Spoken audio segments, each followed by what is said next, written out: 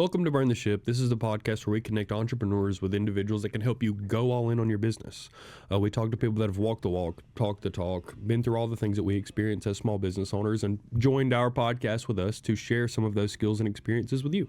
So thank you, first of all, for joining me, for giving me some of your time, sharing some time with the audience, and having the conversation with bringing some value to those people. And mine is extremely generous. So thank you for that, first of all. But why don't you go ahead and introduce yourself and tell us a little bit about who you are and what you do? Yeah, good morning, Bailey. So my name is Andy Scirri, and a little bit of my background. So my primary line of work right now is I work consulting with small family businesses, companies from 5 million in sales up to say 100 million in sales, varying industries. I've done a fair amount of work in manufacturing, HVAC, construction, but I've also done e-commerce, retail. Um, uh, Pharmacies. So I've got a bit of engineering services. So I've got a bit of a broad scope of the types of businesses that I've worked with and will work with. Bailey, I guess a little bit about my background. I'm originally from upstate New York, from Buffalo, New York. Big Bills fan. Nice. Um, and blue collar town. And my journey really started from there with an interest in math and science, and also an interest in team sports. I played a lot of team sports growing up. I was a captain of my high school soccer team, and just really always enjoyed working in team environments. And I went off to college. I got undergrad degree in chemical engineering from Cornell University. Oh, wow. And from that point, my career was really divided into a couple different phases. Starting out, what I call, a big company phase. I worked for Dow Corning for a year, and then jumped on board with DuPont because of its strength in. They had a special engineering development program, engineering um, program where there was lots of training with regard to not only technical skills but also management skills. And so I was with DuPont for about 10 years. And then during my time with DuPont, I really kept migrating to smaller and smaller businesses within the company with broader responsibilities. So rather than going in depth on a particular area of expertise, and I enjoyed that.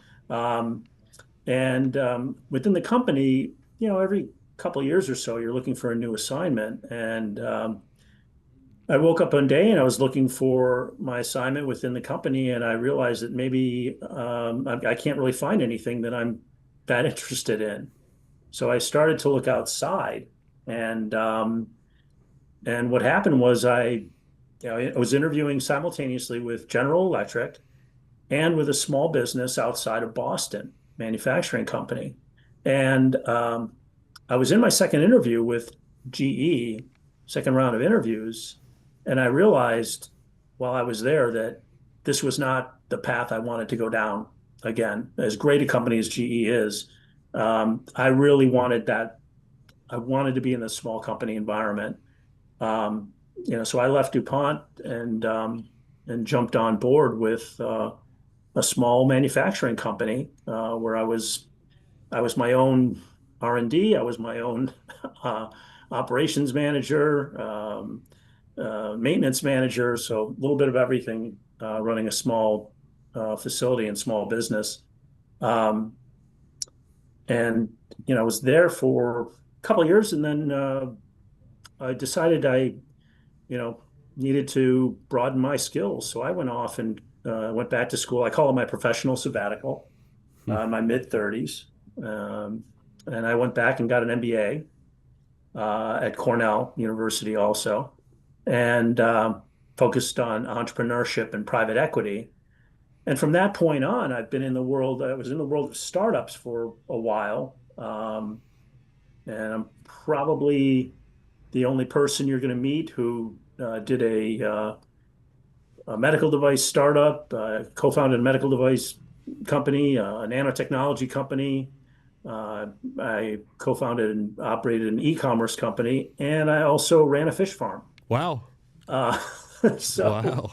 so, um, so I come to the world of, you know, post that experience, Bailey. I came into the world of small company consulting, obviously with a lot of varied background, quite a varied background, and having seen a lot of different things, which I think is a real strength when I sit down and work with business owners and small companies on the issues and problems they have, and rolling up my sleeves and helping them improve. So um, yeah, so that's my foray into small company consulting. I worked for a company for about 5 years and was on the road a lot, um, 4 to 5 days a week. Um, and then from there, I worked for a small company internally, and then after that, I managed to I struck it on my own a couple of years ago. So Well, that's a, tell me this. The background that you have is very diverse. I mhm. want to know two things, and it's kind of the flip sides of the coin of the same question. But what are the things that you find that you do particularly well that help the small business sector grow? And what interests you so much about the impact that you can bring to small businesses working with larger organizations rather than working with larger organizations? So I think what I'm bringing to the companies, the combination of big company experience and small company experience, I think is really helpful because big companies have systems and processes and things like that in place. A lot of smaller companies don't. Um, and what I do well, what I do well, in addition to going in and analyzing the company and really being able to figure out where the issues are, right? Because that's key early on, project scoping. Um, but what I do then really well is uh, translate some of those big company processes and some of that discipline and tailor it for a small company, right? So uh, big company systems and processes won't work in a small company, but what I find is you need to do the same tasks, but instead of having 6 or 7 or 8 people do them, you need to pare down the level of activity and customize that process for a small company. And that's really valuable. Um, and your second question with respect to, what is it that appeals to me? I found this work is as rewarding as anything I've done in my career. I just really enjoy helping small businesses and company owners. There's a lot of satisfaction in being able to help people resolve their problems, and to see them experience success. Um, so that's just an area that you know, that's something that I really enjoy. There's a level of personal, and professional satisfaction that I get from working with business owners. And do you ever see yourself? I know you've kind of struck out on your own on the consulting side right Yeah. now. Do you see yourself implementing some of the things that you know in other areas and being kind of this serial entrepreneur, trying different things, or So I had there was a phase in my career, this entrepreneurial phase, when I was doing startup work, um, and and so I had all of those, the experiences of running a small company, all of the all the issues that come along with that, particularly my experience with the fish farm, which was a turnaround situation. Um, so I know that and understand the stress of having to meet payroll and what company owners deal with. it is stressful? Um, and that's something that, again, when I'm sitting across from an owner and talking to them about their company, that's something that I really, you know, um, can relate to well. And I think my clients appreciate the fact that to some extent, I've been in their shoes. um, and have seen, and understand what they have to deal with. Um, so now, as far as going forward, there may be down the road, there may be a time um, when I strike out down the road. Currently, I'm enjoying the work that I'm doing so much and building out my client base, and really doing I'll say a deep dive into how can I improve what I do to help my clients, um, and in new areas that things that emerge, such as things like AI, Sure. right? That Sure. an AI strategy, which is something that's on a lot of clients' minds. Sure. I think that the perspective of continuously, like, I think we're at a critical point now, and AI may be the catalyst for some of this stuff where it's imperative, it's mandatory to be at least attempting to stay up to date with some of the strategies that you see large companies implementing, because it is definitely going to trickle down into ways that small businesses are implementing those things, and those things are kind of Right. already happening from bigger, like the Salesforces of the world. A lot of Hmm. people have taken that software and dumbed it down and made it for easier to use and user friendly for small businesses with a lot of the same functionality, and taken out a lot of the fluff and added some AI components to those things. So I think that staying up to date on those things is viably important, because I think that there will be a moment where the amount of change slows down. I think that we're Hmm. in this huge technology catalyst right now, that we're still seeing some of that. What happened during COVID was a lot of creation, and Hmm. now we're looking at the implementation of a lot of that creation as a lot of those products have matured and carved out some market space. So I believe it's incredibly viably important, and it's super valuable to your clients. But tell me a little bit about some of the obstacles that you've overcome, both from Yeah. your entrepreneurial journey as well as some of the things that you see consistently with some of the clients that you're working with, and how you help them overcome those consistent obstacles. Well, so with respect to for myself, certainly have faced some challenges along the way. And I mentioned the fish farm briefly, but I had an experience there and a turnaround, which was so valuable for me in my professional development, um, where we were on the verge of bankruptcy, um, and and I had we had very little. We had we just didn't have a lot of money at Right. that point in time. So I was brought in, and I had to simultaneously work with vendors, and sort of keep them happy and develop repayment plans with our vendors, while simultaneously improving the business to the point where it was generating enough cash to pay back all the money that we owed, and we owed a lot of money to a lot of different vendors. Um, so navigating that challenge that was a real, and that really tested me. Um, had some support from the board, some help from people on how to do that, because this was not something I had done before.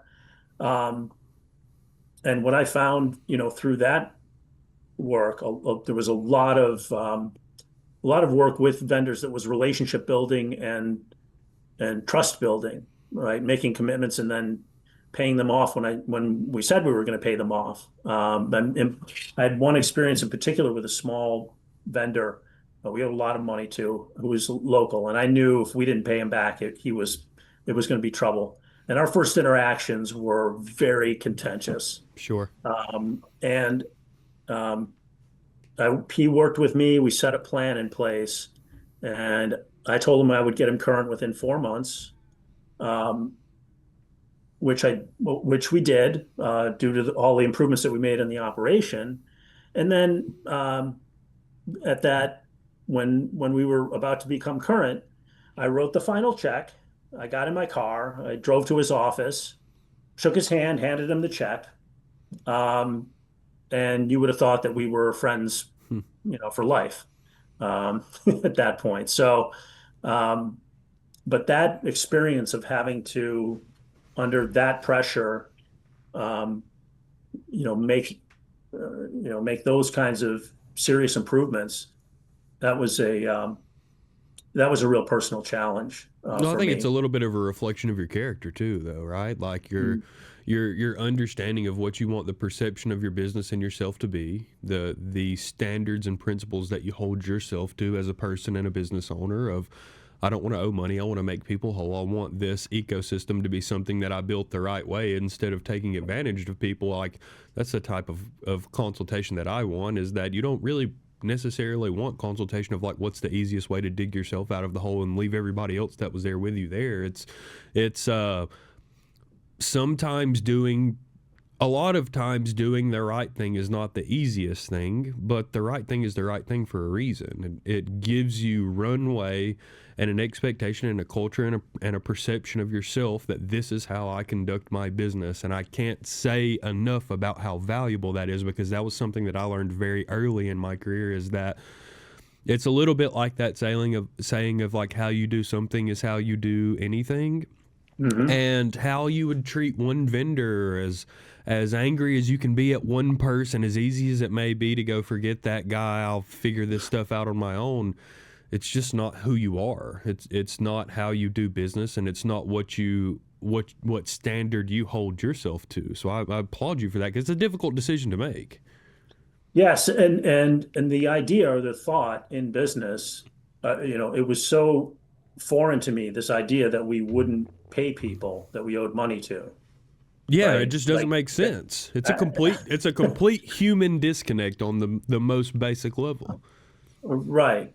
So being able to work through that, I think was really was really good. With respect to my clients and the challenge that they face, um, one of the big ones that I deal with, well, with clients is retiring employees, transitions to the next generation, either ownership, which is a whole other area, right, of focus. But even if, an employee of 40 years is retiring, what are we going to do, right? And how do we backfill, for the talent we have in an organization?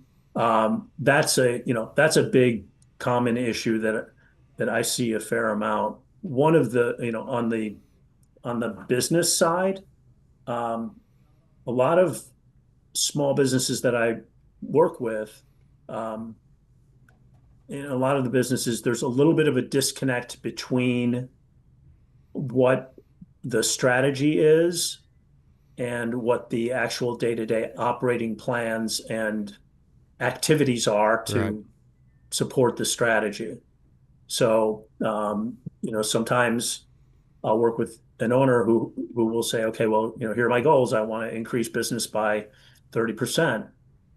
Okay, well, let's dive in. What are you doing? What is the action plan that we have across the organization to achieve that goal? And how are you monitoring your Right. progress? And how are you course correcting? And and how can I help train your leadership team and your managers to be accountable to results, and drive things in the right direction? So there is an element of that comes into play with respect to um, consistency between the day-to-day activities and where a leadership team, you know, uh, has said they want the company to go. Yeah, I think that the culture is a good word to use in this situation as well. Hmm. But the marrying of day to day tasks as granularly as you can make them and linking those things to your goals and ambitions is the really the what I've found to be the best pressure test for small business. Like, if you're asking, why are we doing these things the way that we do them and what impact is it having on our business, it's the most direct way to put a little pressure and see where you have holes in that sequence of events. Is it Hmm. something that you're doing to your clients that they don't love? Is it something internal process that's inhibiting productivity?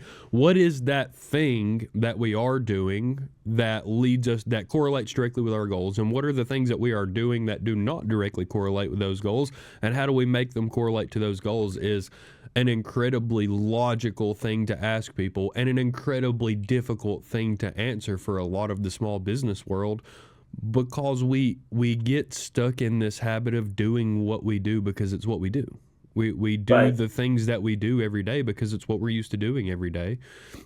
And so that's why I would speak to the validity of having a coach, the benefit of having a consultant is that they get to apply a lot of logic as a third party.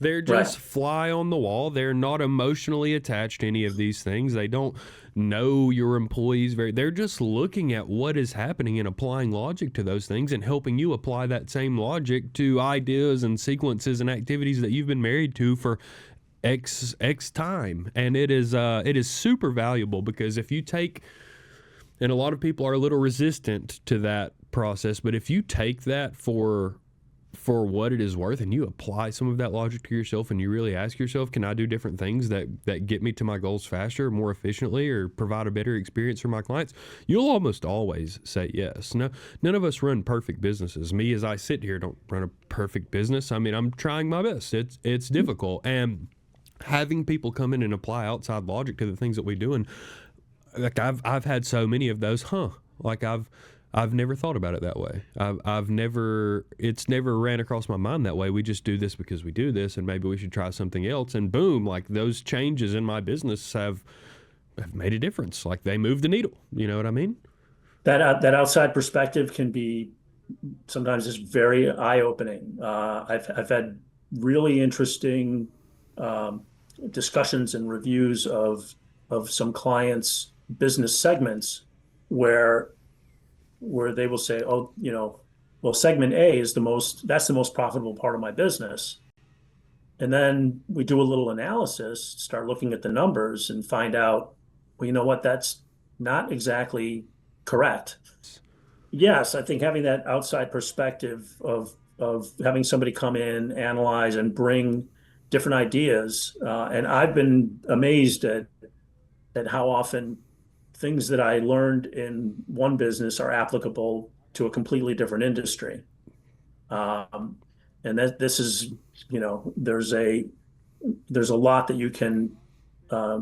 you can translate from, you know, you wouldn't think that, working at a fish farm would teach you something about, manufacturing. Right. But there are crossovers that are interesting, and that's where that outside, perspective, but really understand for the owners, really understanding what's driving their revenue Right. and what's driving their earnings, right? Gross margin. Um, having a deep understanding of that really becomes important. Yeah, and having someone to reflect on those things. Like I have an anecdote about that, about one of my existing clients. Mhm. I have it's a health and wellness center. They're also opening a primary care clinic.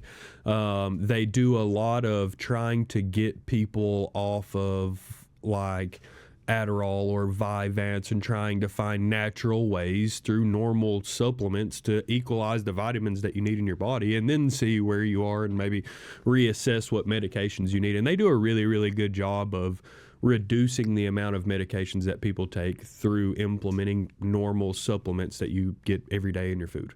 Um, Mm. they were doing Botox as well. They had a lady there that was doing Botox, like for migraines, and they were doing lip filler and things like that. And it sounds contrarian, but it fits really well into that ecosystem. And she had they had an e-commerce side to their business, and she was a client of mine, a great friend of mine, and she hired a consultant, and after she hired a consultant, she was like, hey, I had a consultant crunch the numbers for me, and we're going to stop doing Botox. And I was like, well, why? It seemed to me at first glance, I was like, well, why would you reduce your product catalog? Like, don't you already have people that are using those products? Don't you already have people that are taking advantage of those things?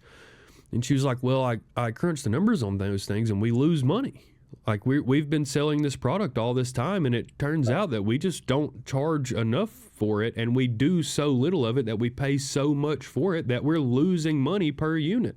Like every time a client comes into my office, I'm like paying them $8 to be here. And I'm like, yeah, you would never know that because you're getting $600 or $700 from these people or whatever it is. And you don't realize, it just feels like revenue to you. And you don't realize that you're actually losing money on those experiences.